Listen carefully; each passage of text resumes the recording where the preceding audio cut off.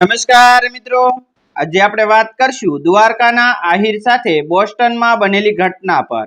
અમેરિકામાં આવેલું બોસ્ટન શહેર રાત્રિના લગભગ 11:45 થયા હતા। બહાર હિમશીતળ પવન એવી રીતે ફૂંકાઈ રહ્યો હતો કે જાણે આખું શહેર કોઈ અજાણી ચેતવણી આપી રહ્યું હોય।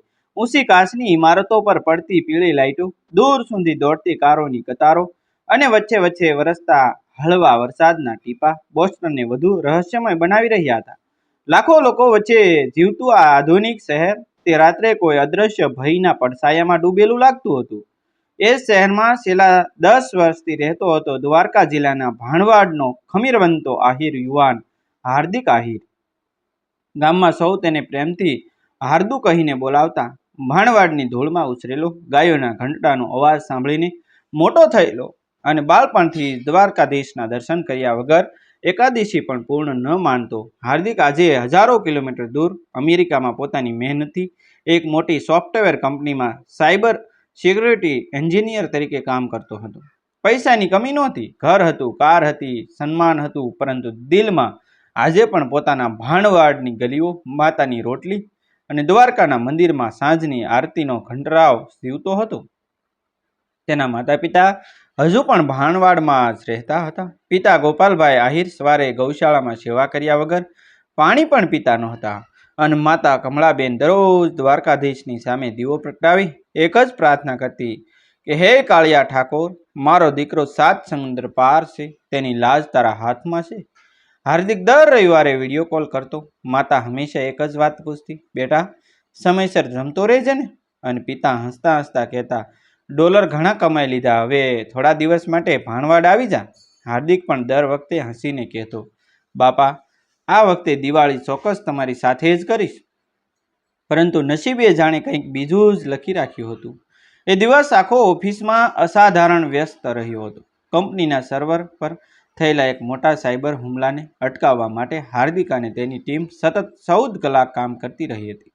રાત્રે બધા કર્મચારીઓ ઓફિસ છોડીને જતા રહ્યા, પરંતુ છેલ્લી સુરક્ષા તપાસ પૂર્ણ કરીને હાર્દિક જ્યારે બહાર નીકળ્યો ત્યારે ઘડિયાળ લગભગ 12 વાગવા આવ્યા હતા।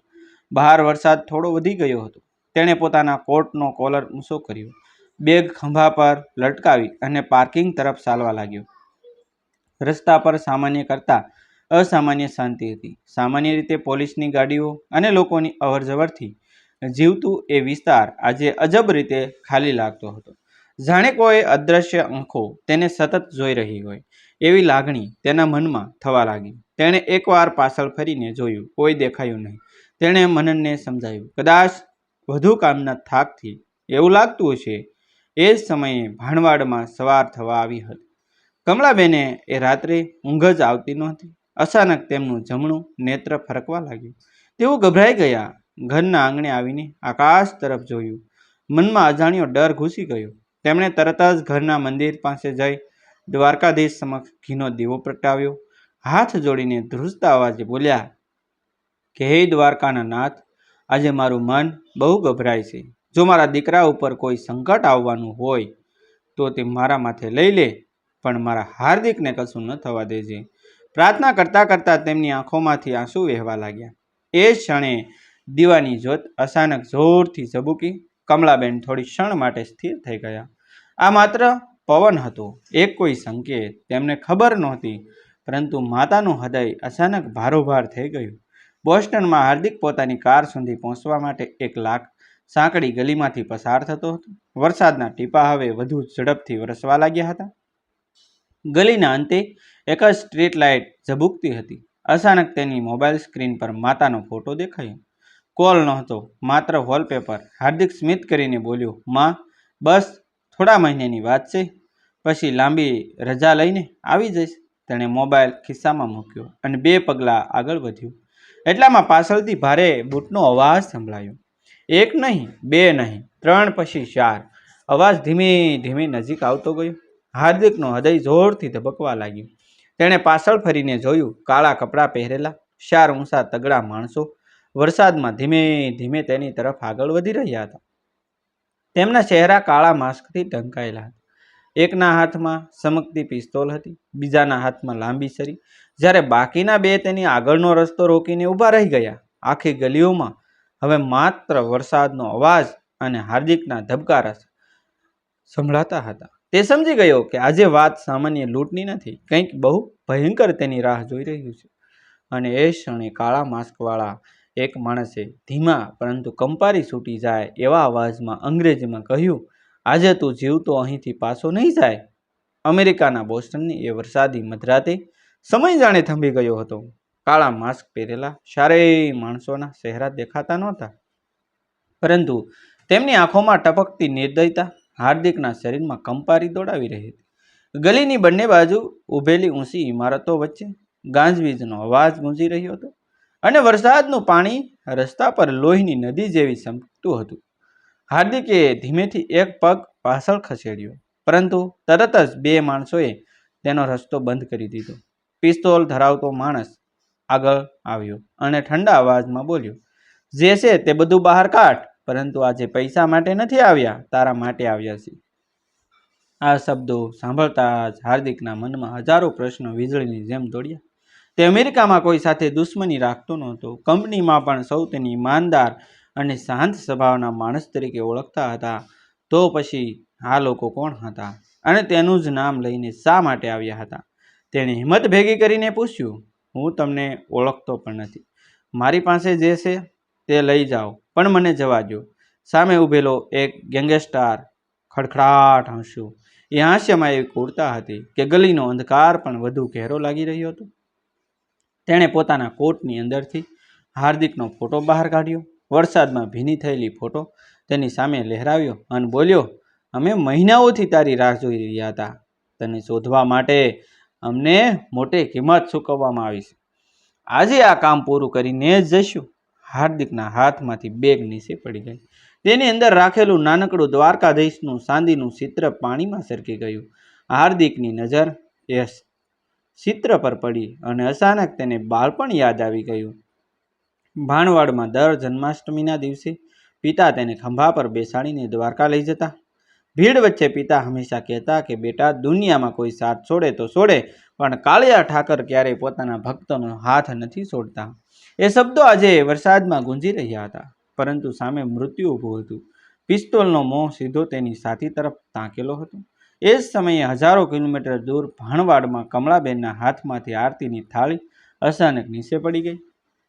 ઘંટડીનો અવાજ ઘરમાં ગુંજી ઉઠ્યો. કમળાબેનનું હૃદય જોરથી ધબકવા લાગ્યું. તેમણે કાંપતા અવાજે પતિને બોલાવ્યા, ગોપાલભાઈ, મારું મન કહે છે કે આપણા હાર્દિક પર બહુ મોટું સંકટ આવ્યું છે. ગોપાલભાઈએ બહારનું આકાશ જોયું. હજુ સવાર પણ થઈ નહોતી. તેઓ એક શબ્દ બોલ્યા વગર ઘરના મંદિર સામે બેસી ગયા. બંને પતિ પત્નીની આંખોમાંથી આંસુ વહેવા લાગ્યા. ગોપાલભાઈએ ધ્રુજતા હોઠે માત્ર એટલું જ કહ્યું કે હે દ્વારકાના રાજા, આજે અમારી પરીક્ષા ન લેતા. બોસ્ટનમાં પરિસ્થિતિ દરેક સેકન્ડે વધુ ભયજનક બનતી હતી. એક ગેંગસ્ટરે હાર્દિકના ખંભા પર જોરથી ધક્કો માર્યો. હાર્દિક જમીન પર પટકાયો. તેના હોઠ ફાટી ગયા અને લોહી વરસાદના પાણીમાં ભળી ગયું. બીજા માણસે છરી બહાર કાઢી અને ધીમે ધીમે તેની તરફ આગળ વધવા લાગ્યો. હાર્દિકે એકવાર આખા જોરથી મદદ માટે બૂમ પાડી, પરંતુ સામે ગલીમાં તેનો અવાજ વરસાદ અને ગાજવીજમાં દટાઈ ગયો. કોઈ આવ્યું નહીં. કોઈએ દરવાજો પણ ખોલ્યો નહીં. તેને પહેલીવાર સમજાયું કે વિદેશની ચમકદાર દુનિયામાં ઘણી માણસા હજી હજારો લોકો વચ્ચે પણ સંપૂર્ણ એકલો પડી જાય છે. તેની આંખોમાં માતા પિતાનો ચહેરો તરવા લાગ્યો. તેણે મનમાં વિચાર્યું, જો આજે હું પાછો નહીં જાઉં તો મારી માં જીવનભર મારી રાહ જોતા જ રહી જશે. તેની આંખોમાંથી આંસુ નીકળી પડ્યા. ગેંગસ્ટર હસીને બોલ્યો, રડવાથી કંઈ નહીં થાય. તારી સ્ટોરી આજે અહીં પૂરી થશે. એ ક્ષણે હાર્દિકે કાંપતા હાથથી જમીન પર પડેલું નાનકડું દ્વારકાધીશનું ચિત્ર ઉપાડ્યું. તેણે તેને પોતાની છાતી સાથે સાંપીને આંખો બંધ કરી દીધી.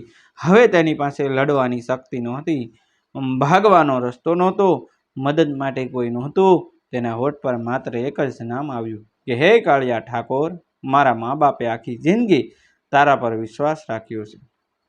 આજે તેમની લાજ તારા હાથમાં છે. જો મારું મૃત્યુ લખાયું હોય તો મને સ્વીકારશે, પરંતુ મારા વૃદ્ધ માતા પિતાને આ દુઃખ સહન કરવાની શક્તિ આપજો. તેની આંખોમાંથી વહેતા આંસુ વરસાદ સાથે ભળી ગયા. ગલીમાં એક અજાણી શાંતિ છવાઈ ગઈ, જાણે સમય જ થંભી ગયો હોય. ગેંગસ્ટરે પિસ્તોલનો ટ્રિગર દબાવવા માટે આંગળી કસી, પરંતુ બરાબર એ જ ક્ષણે એક એવો ભયાનક ગર્જનાનો અવાજ આખા આકાશમાં ગુંજ્યું કે ચારેય હુમલાખોરો એક સાથે ચમકી ઉઠ્યા. પવન અચાનક અસાધારણ ઝડપે ફૂંકાવા લાગ્યો. વરસાદની દિશા બદલાઈ ગઈ. ગલીમાં ક્યાંય ન હોય એવી મીઠી સુગંધ પસરી ગઈ. ચારેય ગેંગસ્ટરોએ એકબીજા તરફ ડરીને જોયું. પિસ્તોલ પકડનારના હાથ ધ્રુજવા લાગ્યા. તેણે હાર્દિકની પાછળ નજર કરી અને પછી તેના ચહેરાનો રંગ ક્ષણભરમાં ઉડી ગયો. તેની આંખો ફાટી ગઈ, હોઠ ધ્રુજવા લાગ્યા. તે એક શબ્દ પણ બોલી શકતો નહોતો. હાર્દિક હજુ પણ આંખો બંધ કરીને બંને હાથમાં નાનકડું દ્વારકાધીશનું ચિત્ર પકડીને જમીન પર ઘૂંટણીએ બેઠો હતો. તેને ખબર પણ નહોતી કે તેની સામે શું બની રહ્યું છે, પરંતુ ચારેય ગેંગસ્ટરના ચહેરા પરનો આતંક હવે સ્પષ્ટ દેખાતો હતો. પિસ્તોલ પકડનારનો હાથ એટલો ધ્રુજી રહ્યો હતો કે તેની આંગળી ટ્રિગર પરથી સરકી ગઈ અને પિસ્તોલ સીધી ભીની રસ્તા પર પડી ગઈ. બીજા માણસના હાથમાંથી લાંબી છરી પણ છટકી ગઈ. વરસાદની વચ્ચે અચાનક ગલીમાં એક અદ્ભુત શાંતિ છવાઈ ગઈ. પવન હજુ પણ જોરથી ફૂંકાતો હતો, પરંતુ એ પવનમાં એક અજાણી મીઠી સુગંધ ભળી ગઈ હતી, જાણે કોઈએ હજારો તાજા મોરપીસ અને તુલસીની સુવાસ હવામાં ફેલાવી દીધી હોય. ચારેય હુમલાખોરો ધીમે ધીમે પાછળ ખસવા લાગ્યા. તેમની આંખો હાર્દિક પર નહોતી, પરંતુ હાર્દિકની પાછળ સ્થિર થઈ ગઈ હતી. એક ગેંગસ્ટરનો અવાજ ધ્રુજી ઉઠ્યો, "ઓહ, ઇઝ ગેટ." બીજો ગભરાઈને બોલ્યો, "નો, ધીસ કેન્ટ બી રિયલ." તેમની આંખોમાં એવો ભય હતો કે જાણે તેઓ પોતાની સમજણથી પરનું કંઈક જોઈ રહ્યા હોય. હાર્દિકે ધીમેથી આંખો ખોલી. તેણે સામે ગેંગસ્ટર્સને ધ્રુજતા જોયા, પરંતુ પાછળ શું હતું તે જોવા માટે જેમ જ તેણે ફરીને જોવાનો પ્રયાસ કર્યો, તેમ જ તેજસ્વી પ્રકાશની એક ઝલક તેની આસપાસ ફરી વળી. અંતે તેને માત્ર એટલો જ અનુભવ થયો કે જાણે કોઈ અદૃશ્ય શક્તિએ તેના ખભા પર આશ્વાસનભર્યા હાથ મૂક્યો હોય. તેણે કોઈ આકાર સ્પષ્ટ જોયો નહીં, પરંતુ તેના હૃદયમાં વર્ષોથી રહેલી દ્વારકાધીશ પ્રત્યેની ભક્તિએ તેને અંદરથી નિર્ભય બનાવી દીધો. એ ક્ષણે ચારેય હુમલાખોરો જાણે પોતાના ભાનમાં રહ્યા ન હોય તેમ ગભરાઈને પાછળ દોડવા લાગ્યા. એકનો પગ લપસ્યો અને તે વરસાદના પાણીમાં પટકાયો. બીજાએ તેને ઊભો પણ કર્યો. બધા પોતાના પ્રાણ બચાવવા માટે ગલી છોડીને ભાગી છૂટ્યા. તેમની કારનો અવાજ થોડી જ પળોમાં અંધકારમાં ગાયબ થઈ ગયો. હાર્દિક થોડી ક્ષણો સુધી સ્થિર રહ્યો. તેની આંખોમાંથી આંસુ વહેતા રહ્યા. તેણે ભીના રસ્તા પર પડેલું દ્વારકાધીશનું ચિત્ર પોતાના કપાળે લગાડ્યું અને ધ્રુજતા અવાજે બોલ્યો કે, "હે દ્વારકાના નાથ, હું જાણતો નથી કે હમણાં શું બન્યું, પરંતુ આજે હું જીવતો છું તો તારી કૃપાથી." તે જ સમયે દૂરથી પોલીસની સાયરન સંભળાઈ. કોઈ અજાણ્યા વ્યક્તિએ ગોળી ચલાવવાનો અવાજ સાંભળી ઇમરજન્સી કોલ કર્યો હતો. પોલીસ આવી પહોંચી. તેમણે જમીન પર પડેલી પિસ્તોલ, છરી અને ભાગતા હુમલાખોરોના કેટલાક પુરાવા એકત્ર કર્યા. અધિકારીએ હાર્દિકને પૂછ્યું, "તમે બચ્યા કેવી રીતે?" હાર્દિક થોડો સમય મૌન રહ્યો, પછી માત્ર એટલું જ બોલ્યો, "મને બચાવનારને હું શબ્દોમાં સમજાવી શકતો નથી." સવાર પડતા જ તેણે સૌથી પહેલો વિડીયો કોલ ભાણવાડમાં કર્યો. કમળાબેન સ્ક્રીન પર દીકરાનો ચહેરો જોઈને કૂટી કૂટીને રડી પડ્યા. ગોપાલભાઈની આંખો પણ ભીની થઈ ગઈ. હાર્દિકે રાત્રિની આખી ઘટના કહી. થોડા સમય સુધી ઘરમાં કોઈ બોલ્યું નહીં. અંતે ગોપાલભાઈએ ધીમા અવાજે કહ્યું, "બેટા, જીવનમાં હિંમત રાખવી, સાવચેતી રાખવી અને ભગવાન પર વિશ્વાસ રાખવો, આ ત્રણેય સાથે હોય તો માણસ મુશ્કેલ સમયમાં પણ મજબૂત રહે છે." હાર્દિકે તરત જ નક્કી કરી લીધું કે આ વખતે તે માત્ર રજા માટે નહીં, પરંતુ પોતાના માતા પિતાના શરણ સ્પર્શવા અને દ્વારકાધીશના દર્શન કરવા ભાણવાડ પરત ફરશે. થોડા જ દિવસોમાં જ્યારે તેનું વિમાન અમદાવાદ ઉતર્યું અને પછી તે ભાણવાડ પહોંચ્યો, ત્યારે માતા પિતાએ તેને ભેટીને લાંબા સમય સુધી છોડ્યો નહીં. ત્યારબાદ આખો પરિવાર દ્વારકા ગયો. મંદિરના શિખર પર ફરકતી ધજા તરફ જોઈને હાર્દિકે શાંતિથી માથું નમાવ્યું. તેની આંખોમાં આભારના આંસુ હતા. તેણે કોઈ ચમત્કારનો દાવો કર્યો નહીં, કોઈને પોતાની વાત માનવા માટે કહ્યું નહીં. તેણે માત્ર એટલું અનુભવ્યું કે જીવનમાં ક્યારેક એવી ક્ષણો આવે છે જેનું સંપૂર્ણ કારણ આપણે સમજી શકતા નથી, પરંતુ તે ક્ષણો માણસને વધુ વિનમ્ર, વધુ હિંમતવાન અને પોતાના પરિવાર તથા પોતાની શ્રદ્ધા પ્રત્યે વધુ આભારી બનાવી જાય છે. બોસ્ટનની તે કાળી રાતને હવે લગભગ 3 મહિના વીતી ગયા હતા, પરંતુ હાર્દિકના મનમાં એ વરસાદી ગલી, જમીન પર પડેલી પિસ્તોલ અને મૃત્યુની સામે ઊભો રહેલો એ ક્ષણ આજે પણ જીવંત હતો. બહારથી તેનું જીવન ફરી સામાન્ય બની ગયું હતું. તે ફરી ઓફિસ જવા લાગ્યો, સહકર્મચારીઓ સાથે કામ કરવા લાગ્યો અને પોતાના રોજિંદા જીવનમાં પાછો ફરવાનો પ્રયત્ન કરવા લાગ્યો. પરંતુ અંદરથી તે પહેલાં જેવો રહ્યો નહોતો. મૃત્યુને આટલી નજીકથી જોઈને તેને સમજાઈ ગયું હતું કે પૈસા, હોદ્દો અને વૈભવ જીવનનો માત્ર એક ભાગ છે. સૌથી મોટી સંપત્તિ પરિવારનો પ્રેમ, માનવતા અને પોતાના મૂલ્યો છે. તેણે પોતાના ઓફિસના કેટલાક મિત્રો સાથે મળીને ભારતીય વિદ્યાર્થીઓ અને નવા ઇમિગ્રન્ટ્સ માટે એક નાનકડો સહાયતા જૂથ શરૂ કર્યો, જેથી કોઈ અજાણી વ્યક્તિ મુશ્કેલીમાં એકલી ન પડી જાય. તેણે ભાણવાડની શાળામાં અભ્યાસ કરતા આર્થિક રીતે નબળા વિદ્યાર્થીઓ માટે દર વર્ષે સ્કોલરશિપ આપવાનો પણ નિર્ણય કર્યો. જ્યારે કમળાબેનને આ વાતની ખબર પડી ત્યારે તેમની આંખોમાં ગર્વના આંસુ આવી ગયા. તેઓ ધીમેથી બોલ્યા કે મારા દીકરા, ભગવાનના સાચો આભાર એ છે કે આપણે બીજાના જીવનમાં પ્રકાશ બનીએ. આ ઘટનાની પોલીસ તપાસ પણ આગળ વધી રહી હતી. થોડા અઠવાડિયા પછી બોસ્ટન પોલીસે હાર્દિકને જાણ કરી કે તે રાત્રે હુમલો કરનાર ગેંગના કેટલાક સભ્યો અન્ય એક ગુનામાં ઝડપાઈ ગયા હતા. પૂછપરછ દરમિયાન તેમને હાર્દિક પર હુમલો કરવાની યોજના વિશે પણ માહિતી મળી. પોલીસને હજુ બધા જવાબ મળ્યા નહોતા, પરંતુ એક વાત સ્પષ્ટ થઈ ગઈ હતી કે હાર્દિક નિશાન બન્યો હતો. તપાસ કાનૂની રીતે આગળ વધી રહી હતી અને હાર્દિકે પોલીસનો સંપૂર્ણ સહકાર આપ્યો. તેને સમજાયું કે મુશ્કેલ સમયમાં શ્રદ્ધા સાથે સાથે કાયદા અને યોગ્ય કાર્યવાહી પર વિશ્વાસ રાખવો પણ એટલો જ જરૂરી છે. દિવાળીના દિવસોમાં હાર્દિક ફરી એકવાર દ્વારકાધીશના દર્શન કરવા દ્વારકા ગયો. મંદિરના શિખર પર ફરકતી ધજા જોઈને તેના મનમાં અદ્ભુત શાંતિ પ્રસરી ગઈ. હજારો ભક્તોની ભીડ વચ્ચે તે એક સામાન્ય ભક્તોની જેમ શાંતિથી ઊભો રહ્યો. તેણે કોઈને પોતાની ઘટના વિશે ગર્વથી કહ્યું નહીં, કોઈ ચમત્કારનો દેખાડો કર્યો નહીં. તેણે માત્ર એટલું જ પ્રાર્થના કરી કે હે દ્વારકાના નાથ, મને હંમેશા સારો માણસ રહેવાની શક્તિ આપજો. મારા માતા પિતાની સેવા કરવાની તક આપજો. દુનિયામાં જે કોઈ મુશ્કેલીમાં હોય તેની હિંમત આપજો. ભાણવાડ પરત ફરીને તેણે પોતાના પિતાના ખેતરમાં થોડો સમય વિતાવ્યો. કમળાબેનના હાથની રોટલી ખાધી, ગામના વૃદ્ધોના આશીર્વાદ લીધા અને બાળપણની ગલીઓમાં ફરીને તેણે અનુભવ્યું કે માણસ ભલે 7 સમુદ્ર પાર પહોંચી જાય, પરંતુ પોતાના મૂળ સાથેનો સંબંધ તેને સાચી ઓળખ આપી છે.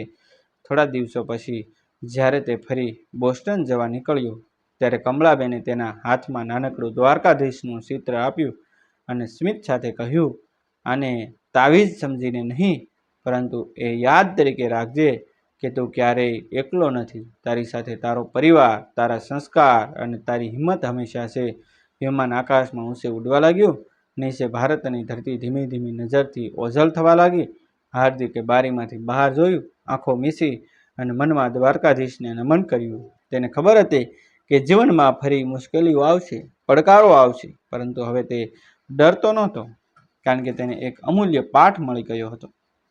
વિપત્તિમાં માણસને ટકાવી રાખે તેની હિંમત, તેના પ્રિયજનો, પ્રેમ અને આશા. આ સ્ટોરીઓ શ્રદ્ધા, પરિવાર અને માનવતાની એક કલ્પિત ગાથા છે, જે યાદ અપાવે છે કે અંધારી રાત પછી સવાર જરૂર આવે છે અને મુશ્કેલ સમય પછી જીવન ફરી પ્રકાશ તરફ આગળ વધી શકે છે. ડિસ્ક્લેમર: આ સ્ટોરી સંપૂર્ણપણે કાલ્પનિક છે અને માત્ર મનોરંજનના હેતુથી રજૂ કરવામાં આવી છે.